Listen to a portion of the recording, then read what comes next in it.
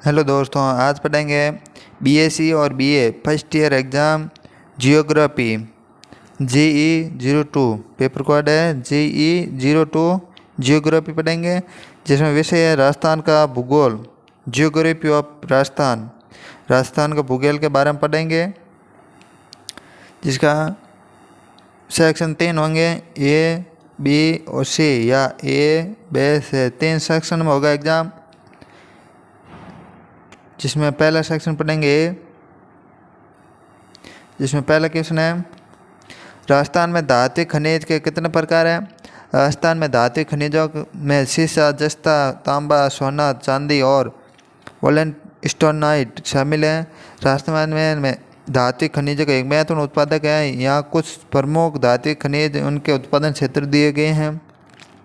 सीसा और जस्ता, रामपुरा अनुगुज्जा खदान है जो भारत की सबसे बड़ी जस्ता उत्पादन खदानों में से एक है, जो राजस्थान में स्थित है। आगे तांबा जो दौसा जिले के ढाणी बसरी क्षेत्र, अलवर जिले के खेड़ा मुंडियावास क्षेत्र और सीकर जिले के डोकन क्षेत्र में तांबे के साथ साथ सोने की भी पुष्टि की गई है। सोना खेतड़ी कॉपर बेल्ट झुंझुनू जिले में उप उत्पादन के क्षेत्र में सोना निकाला गया है। चांदी राजस्थान देश में चांदी का लगभग पूरा उत्पादन करता है। वोलस्टोनाइट भारत का वोलस्टोनाइट का एक प्रमुख उत्पादक है। अगला है शुष्क कृषि क्या है। शुष्क कृषि, जैसे शुष्क भूमि कृषि भी कहा जाता है। एक बार भी कृषि जिसमें सिंचाई के बिना प्राकृतिक वर्षा के पानी के उपयोग करके फसल उगाई जाती है, उन क्षेत्रों में की जाती है जहाँ वर्षा कम और पानी की उपलब्धता सीमित है। और अगला क्वेश्चन है, आंतरिक नदियाँ कौन सी हैं। आंतरिक नदियाँ कौन सी है, तो आंतरिक नदियाँ वे नदियाँ जो किसी समुद्र या महासागर में नहीं मिलती हैं, बल्कि किसी झील, दलदल, मरुस्थल में भी विलुप्त हो जाती हैं। राजस्थान में ऐसी नदियाँ पाई जाती हैं वैसे जैसे काकनी, कातली, साबी, गग्गर, मेथा, बाड़ी, रूपनगढ़ है। अगला बांका पट्टो कौन सा क्षेत्र नाम दिया है। वाकाव पट्टी या कुबल पट्टी राजस्थान के नागौर और अजमेर जिला में एक क्षेत्र को दिया गया, जहाँ पानी में फ्लोराइड की अधिकता के कारण फ्लोरोसिस बीमारी का प्रकोप है। इस बीमारी के कारण लोगों की हड्डियाँ टेढ़ी हो जाती है, खासकर पेट झुक जाती हैं, जिससे शरीर कुबड़ निकल जाती हैं। जनसंख्या घनत्व क्या है। जनसंख्या घनत्व का मतलब है किसी क्षेत्र में प्रति इकाई क्षेत्र में रहने वाले लोगों की औसत संख्या। इसे आमतौर पर प्रति वर्ग किलोमीटर या प्रति वर्ग मील में मापा जाता है। उदाहरण के लिए भारत की जनसंख्या घनत्व 382 व्यक्ति प्रति वर्ग किलोमीटर है, जबकि बिहार 1102 व्यक्ति प्रति वर्ग किलोमीटर है, जो भारत के सबसे अधिक घनत्व वाला राज्य बनता है। पीली क्रांति क्या है, तो पीली क्रांति भारत में खाद्य तिलहनों के उत्पादन को बढ़ाने के लिए शुरू की गई एक पहल है, जिसका मुख्य उद्देश्य देश की खाद्य तिलहनों की आत्मनिर्भरता बनाना था। यह क्रांति 1906 से 1987 में शुरू हुई। सैम पित्रोदा को इसका जनक माना जाता है। इस क्रांति में सरसों, तिल, मूंगफली, सोयाबीन आदि जैसे 9 प्रमुख तिलहनों के उत्पादन पर ध्यान केंद्रित किया गया। राष्ट्रीय मानक संख्या 3 क्या है। राष्ट्रीय मानक संख्या 3 NS3 अब मौजूद नहीं है। इसे 2010 में भारतीय राष्ट्रीय मानक प्राधिकरण NHAI द्वारा पुनः क्रमित किया गया। अब इसे विभिन्न खंडों में विभाजित किया गया और नए नंबर दिए गए। अलग खंड ब सेक्शन व है, घग्गर के मैदान पर टिप्पणी लिखी है। घग्गर के मैदान राजस्थान के उत्तर पूर्वी भाग में स्थित है, जो मुख्य श्री गंगानगर हनुमानगढ़ जिले में फैला है। यह मैदान घग्गर नदी के किनारे बसा है और तथा सिंचाई की दृष्टि से अति महत्वपूर्ण है। इंदिरा गांधी नहर के आगमन ने इस क्षेत्र को मरुस्थलीय स्वरूप को उपजाऊ और कृषि क्षेत्र में बदल दिया, जहाँ गेहूँ, धान, कपास, गन्ना और सरसों जैसी नकदी फसलें प्रमुख रूप से उगाई जाती हैं। इस क्षेत्र को राजस्थान का धान कटोरा भी कहा जाता है। इसे राजस्थान का धान का कटोरा भी कहा जाता है। गग्गर मैदान की कृषि उत्पादन, सिंचाई, आर्थिक विकास, जनसंख्या बचाव के लिए अत्यंत उपयोगी हैं। अगला क्वेश्चन है, भूजल के कृत्रिम पुनर्भरण का समझाइए। भूमि भूजल भूमिजल भूमिजल के कृत्रिम पुनर्भरण को समझाइए। तो भूमिजल के कृत्रिम पुनर्भरण का मतलब है भूजल स्तर को बढ़ाने के लिए जानबूझकर पानी को भूमि में प्रवेश कराना। यह प्राकृतिक रूप से होने वाली प्रक्रिया को तेज करने के एक तरीका है, जहाँ पानी की मिट्टी के माध्यम से सिरकर जल बर्तनों में जमा हो जाता है। इस प्रक्रिया में सतह पर मौजूद पानी को कुएं या गड्ढा या अन्य संरचना के माध्यम से जल बर्तनों में पहुंचाया जाता है। अगला क्वेश्चन है, राजस्थान में पेट्रोलियम और प्राकृतिक गैस उत्पादन में महत्वपूर्ण क्षेत्र लिखिए। राजस्थान में पेट्रोलियम और प्राकृतिक गैस भंडार मुख्य है तो पश्चिम जिला में पाया जाता है। बाड़मेर जिला में इसकी दृष्टि से सर्वाधिक प्रसिद्ध है, जहाँ मंगला एशिया भाग्यम तेल क्षेत्र स्थित है। इन क्षेत्रों का दोहन कैन इंडिया कंपनी द्वारा किया गया है। इसके अतिरिक्त जोधपुर, बीकानेर, जैसलमेर जिला में भी पेट्रोलियम और प्राकृतिक गैस के भंडार पाए जाते हैं। राजस्थान के तेल और गैस उत्पादन न केवल राज्य में अर्थव्यवस्था सशक्त बनाते बल्कि भारत को भी ऊर्जा के क्षेत्र में आत्मनिर्भर बनाने के योगदान दिया है। यह प्रदेश औद्योगिक प्रगति के लिए भी अत्यंत उपयोगी है। और आगे बढ़ने से पहले एक बार हमारे YouTube चैनल को सब्सक्राइब कर ले, वीडियो चला के लाइक, कमेंट, शेयर जरूर करें। अगला क्वेश्चन है, राजस्थान में सौर ऊर्जा उत्पादन पर एक लेख लिखिए।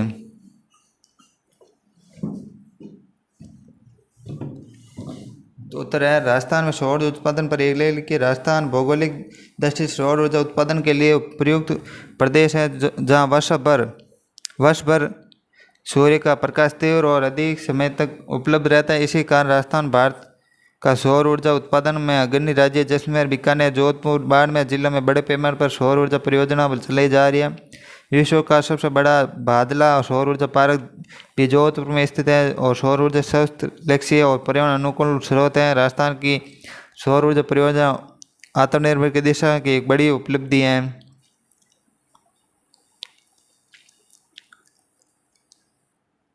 अगला क्वेश्चन, राजस्थान के जनसंख्या संबंधित समस्या बताइए। राजस्थान के जनसंख्या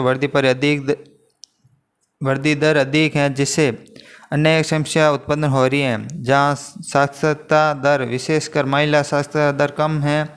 ग्रामीण क्षेत्र में स्वास्थ्य सेवा का अभाव है, जिससे शिशु मृत्यु दर, मातृ मृत्यु दर पर अधिक है। रोजगार की कमी के कारण पलायन की समस्या भी गंभीर है। शहरी क्षेत्र में जनसंख्या दबाव के कारण झुग्गी और झोपड़ियाँ, भीड़ भाड़, प्रदूषण बढ़ रहा है। लिंगानुपात असंतुलन तथा बाल विवाह जैसी सामाजिक समस्या भी पाई जा रही।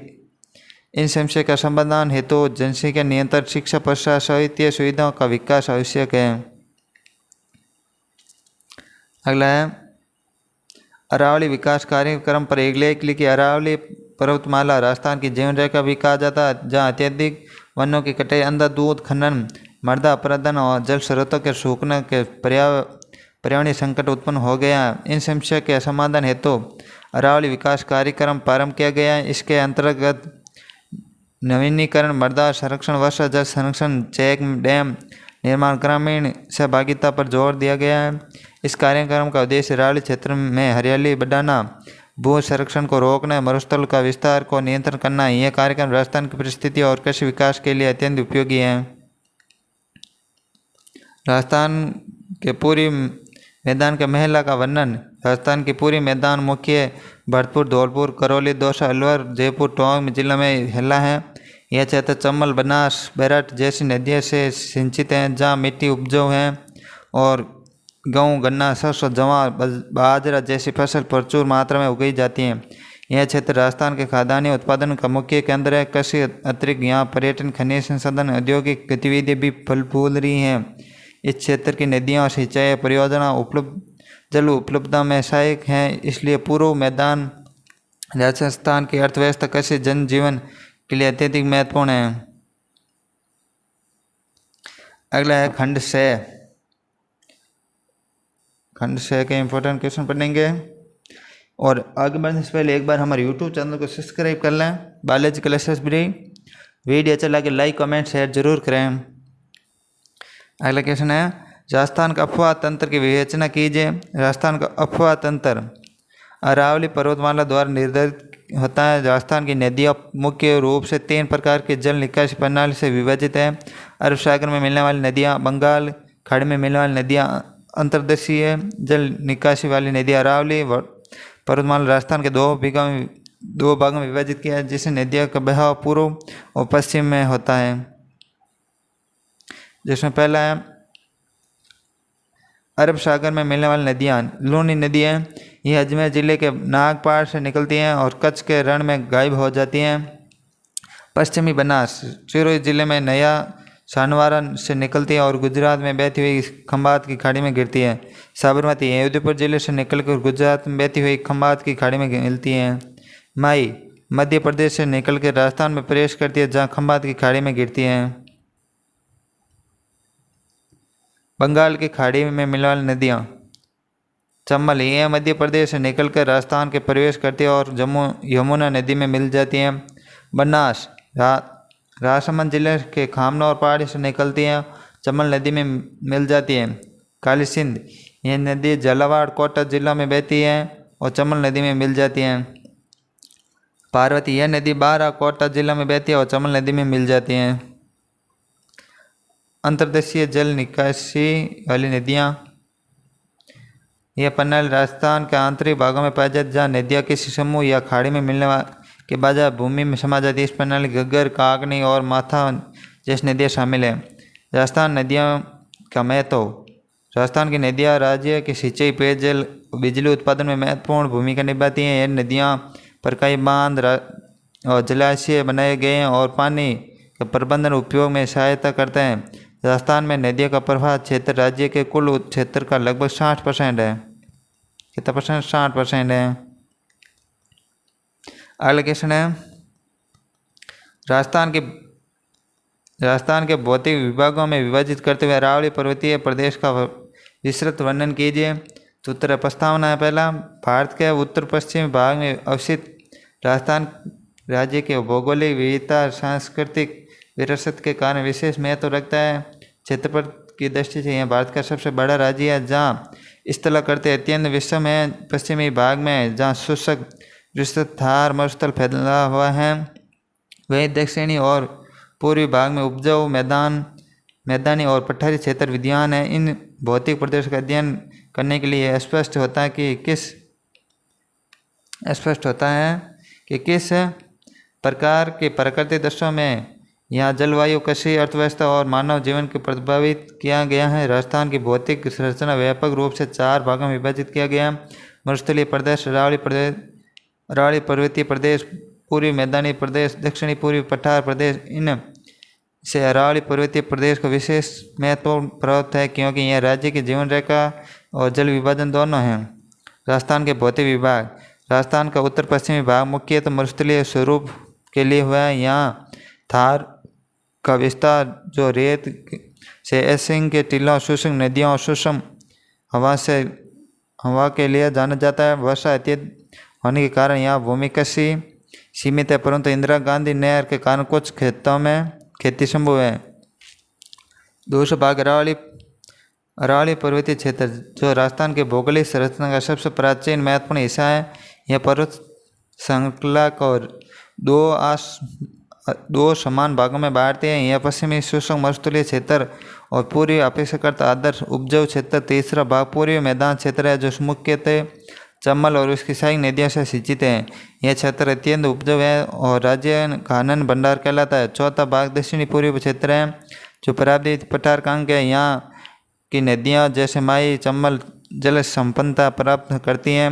कृषि के लिए क्षेत्र उपयुक्त हैं। इन चारों भाग अरावली पर्वतीय प्रदेश की महत्ता सर्वाधिक, क्योंकि न केवल भौगोलिक विभाजन रेखाएं बल्कि राजस्थान की संस्कृति, अर्थव्यवस्था, इतिहास का भी केंद्र है। और उपसार है, इस प्रकार की राजस्थानी इस प्रकार राजस्थान की भौतिक संरचना विविधतापूर्ण है। इसमें मरुस्थल, मैदानी भाग, पट्टा पर्वत जैसे से भी सम्मिलित है। इनमें से अरावली पर्वतीय सबसे अधिक महत्वपूर्ण है। न केवल राजस्थान का जल विभाजन और खनिज संपत्ति का भंडार है, बल्कि सांस्कृतिक, धार्मिक, पर्यटन के दृष्टि से अमूल्य धरोहर है।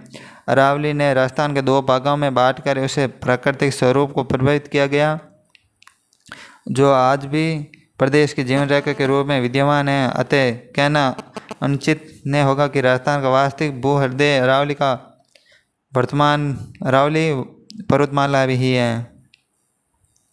एलोकेशन है, ग्रासीय जनजाति पर एक लेख लिखिए।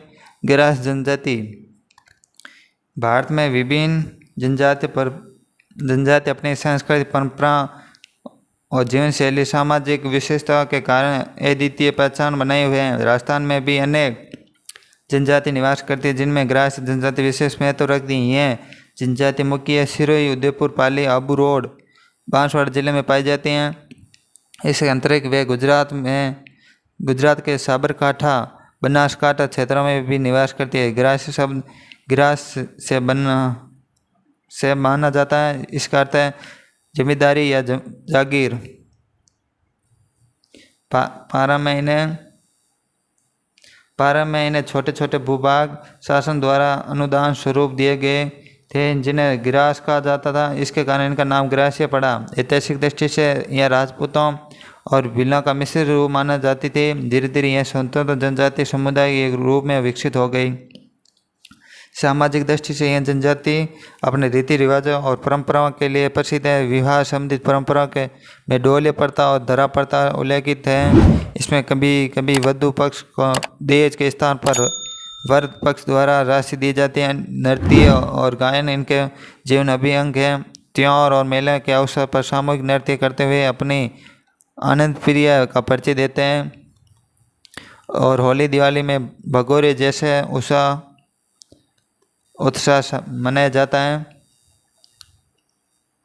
ग्रासीय जनजाति अपनी वेशभूषा और आभूषणों के कारण पहचानी जाती है। पुरुष प्राय सफ़ेद धोती, अंगरखा, पगड़ी पहनते हैं, जबकि महिला रंग बिरंगी घाघरा, ओढ़नी, चोली धारण करती हैं। चांदी के आभूषण उनके पहनाव का विशेष आकर्षण होते हैं। महिलाओं के विशेषकर मोटे कड़े, बाजूबंद और हार लोकप्रिय हैं। धार्मिक दृष्टि से ग्रासीय जनजाति देवी देवता का उपासना करती हैं। इनके प्रमुख देवता बाबा देव, भील देव माने जाते हैं। मंदिरों और देव स्थान उनके गांवों के क्षेत्र में स्थित हैं। पूजा अर्चना में पशु बलि की परंपरा कुछ स्थानों पर देखने को मिलती हैं। आज के समय में शिक्षा आधुनिकता के इस जनजाति के जीवन में परिवर्तन लाया है। सरकार द्वारा चलाए गए जनजातीय विकास का कार्यक्रम और शिक्षा योजना के कारण अब ग्रासीय समुदाय धीरे धीरे मुख्य धारा से जुड़ रहा है। फिर भी इनकी संस्कृति और परंपरा अब भी अपने मूल स्वरूप सुरक्षित हैं। उपसारांश है। इस प्रकार ग्रासीय जनजाति राजस्थान की प्रमुख जनजातियों में से एक है, जिसने अपनी विशिष्ट जीवन शैली, परंपराओं और सांस्कृतिक धरोहर के कारण अलग पहचान बनाई है। यह जनजाति राजस्थान के लोक सांस्कृतिक धरोहर हैं, जो हमें विविधता में एकता, वास्तविकता के रूप में परिचित कराती हैं। राजस्थान में सीमेंट उद्योग का वर्णन। राजस्थान में सीमेंट उद्योग का वर्णन। राजस्थान में न केवल भारत का सबसे बड़ा भौगोलिक राज्य है, बल्कि खनिज संसाधन के दृष्टि से भी समर्थ माना जाता है। यहाँ चूना पत्थर, जिम्स, स्लेट, अन्य खनिज प्रचुर मात्रा में पाए जाते हैं। यही कारण राजस्थान सीमेंट उत्पादन में देश अग्रणी स्थान रखता है। राजस्थान भारत का सीमेंट हब कहा जाता है, क्योंकि यहाँ से देश के लगभग 1/4 सीमेंट उत्पादन होता है। 1/4। राजस्थान में सीमेंट उद्योग की शुरुआत 20वीं शताब्दी के प्रारंभ वर्षों में हुई है, जहाँ सर्वप्रथम चित्तौड़गढ़ और नीबा हेरा क्षेत्र में बड़े स्तर पर कारखाने स्थापित किए गए। समय के साथ यहाँ उद्योग विकसित होता गया। आज यह राज्य की अर्थव्यवस्था का एक महत्वपूर्ण आधार बन चुका है। सीमेंट उद्योग का सबसे बड़ा कारण यहाँ का विशेष चूना पत्थर भंडार है, जो सीमेंट निर्माण की मूल कच्ची सामग्री हैं। राजस्थान में अनेक राज्य अंतर्राष्ट्रीय कंपनियों ने सीमेंट संयंत्र स्थापित किए गए हैं। चित्तौड़गढ़, बूंदी, कोटा, अजमेर, पाली, नागौर, झुंझुनू, बाड़मेर सीमेंट बाड़मेर जिले सीमेंट उत्पादन के प्रमुख केंद्र है। चित्तौड़गढ़ को तो भारत की सीमेंट की नगरी कहा जाता है, क्योंकि यहाँ BCC, Birla cement, under cement, Ambuja जैसी बड़ी कंपनियों के संयंत्र स्थापित हैं। इस उद्योग ने राजस्थान की औद्योगिक स्थिति की नई दिशा दी है। सीमेंट संयंत्रों की स्थापना न केवल स्थानीय स्तर पर रोजगार का अवसर बढ़े, बल्कि परिवहन, बिजली, जल प्रबंधन, नगरीय विकास को भी बढ़ावा मिला है। ग्रामीण क्षेत्रों में सीमेंट फैक्ट्रियों ने लोगों के जीवन स्तर को ऊपर उठाने की महत्वपूर्ण भूमिका निभाई।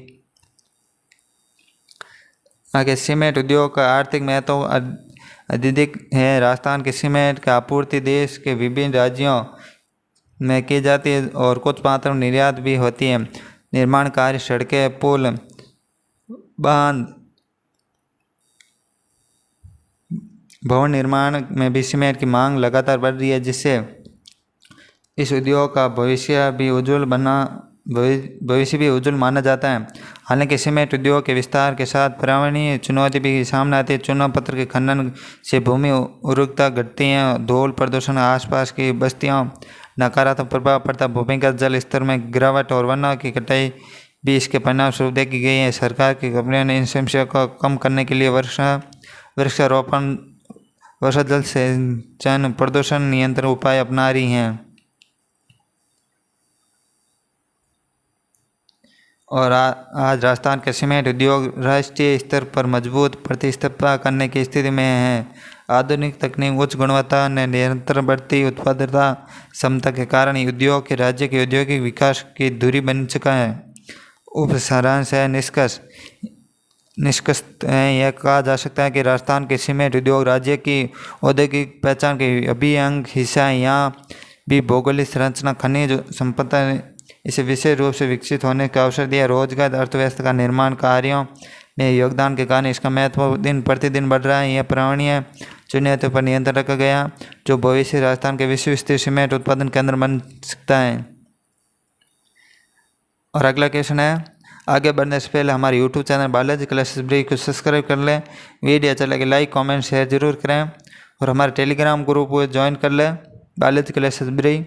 वहाँ पर वीएमओ कोटा समिति सभी नोटिफिकेशन मिलते रहेंगे। राजस्थान के प्रमुख जलवायु प्रदेशों में विभक्त किए गए उनकी प्रमुख जलवायु को समझे। राजस्थान के जलवायु अत्यंत विविध और विषम है। इसका कारण विशाल भौगोलिक क्षेत्र, अलावी पर्वत श्रृंखला की स्थिति, स्थल करते भिन्नता तथा वर्षा में व्यापक असमानता है। इसी पर राजस्थान में प्रमुख रूप से 3 जलवायु प्रदेश में विभाजित किया जाता है: शुष्क पश्चिमी मरुस्थलीय प्रदेश, अर्ध शुष्क मध्य प्रदेश तथा आदर्श दक्षिणी पूर्व। इनकी विशेषता विवरण इन निम्न प्रकार हैं, जिसमें पहला राजस्थान का पश्चिमी भाग, जिसमें जैसलमेर, बाड़मेर, बीकानेर, जोधपुर, चूरू आदि जिले सम्मिलित हैं। शुष्क मरुस्थलीय जलवायु प्रदेश कहा जाता है। यहाँ वातावरण अत्यधिक शुष्क है। गर्मी में तापमान 45 से 50 डिग्री से पहुँच जाता है, जबकि शीतकाल में रात का तापमान कभी कभी शून्य से नीचे चला जाता है। वर्षा बहुत ही कम 10 से 40 सेमी तक होती है। यह अनियमित और असमान रूप से वितरित हैं। यह रेतीले टीलों के कारण लू, धूलभरी अस्थियाँ चलना यहाँ सामान्य जलवायु विशेषता है। दूसरा अर्ध शुष्क मध्य प्रदेश है, जहाँ प्राय जयपुर, अजमेर, अलवर, नागौर, सीकर, झुंझुनू आदि जिले में विस्तृत हैं। अर्ध शुष्क मध्य प्रदेश, जहाँ की जलवायु न तो पूरी मरुस्थलीय और न ही अर्ध वर्षा औसत 40 से 35 सेमी तक होती है। मुख्यतः दक्षिणी पश्चिमी मानसून से प्राप्त होती है। तापमान ग्रीष्म ऋतु 40 से 45 तक पहुँच जाता है, किंतु मरुस्थल की अपेक्षा यहाँ लू भरी आंधियों का प्रभाव कुछ कम है। शीत ऋतु में रातों के ठंड दिनों में अपेक्षा सुहाने रहते हैं।